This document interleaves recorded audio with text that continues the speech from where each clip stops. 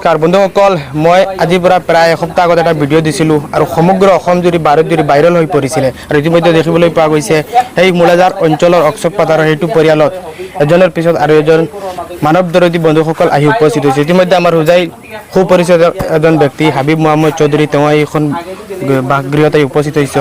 যেহেতু আমি সকলোৱে জানো মানুহে মানুহৰ বাবে আমি এজন মানুহ আৰু এজনৰ কাষত থিয় দিব লাগে। যেতিয়া মানুহ বিপদত পৰে নিশ্চয় এজন মানুহৰ ওচৰত আৰু এজন মানুহ যায়।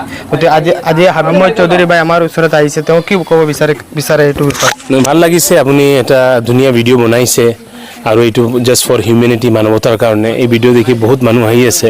গতিকে নিশ্চয় আপুনি ইয়াৰ এটা দোৱা পাব বা এটা আপুনি আশীৰ্বাদ পাব মানুহৰ পৰা আৰু এনেকৈ বনাই থাকিব।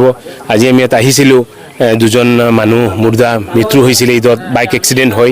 ইয়াৰ পাছত আমি মুৰাজাৰ বজাৰ সাপ্তাহিক বজাৰ মুৰাজাৰ জামিয়া মছজিদত গ'লোঁ, তাতো পানী হৈছিলে। ইয়াৰ পাছত শুনা পালোঁ আপোনাৰ এটা ব্লক ইয়াত হৈছে, শুনা পাই আমি আহি চালোঁ, ভাল লাগিছে। এনেকৈ পুণ্য কাম কৰি যাওক, আল্লাহ আপুনি যিহেতু আহি তেওঁলোকৰ প্ৰেক্টিকেল ভিডিঅ'টো ঘৰত আহি উপস্থিত হৈছে, পৰিয়ালৰ ফালৰ পৰা কিবা অভিযোগ দিছে নেকি আপোনাক?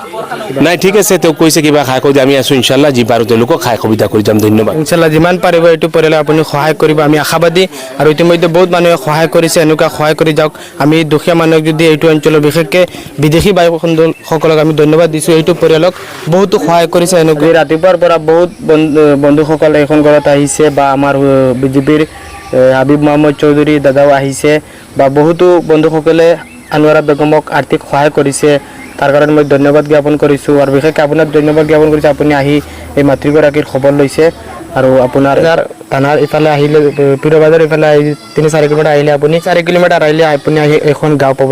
কোনো মানুহক সুধিলে অক্ষক পাথাৰ বুলি কৈ দিব আৰু যদি আপোনালোকে নোৱাৰে আমাৰ সৈতে যোগাযোগ কৰিব, আমি আপোনালোকক এড্ৰেছটো কৈ দিম।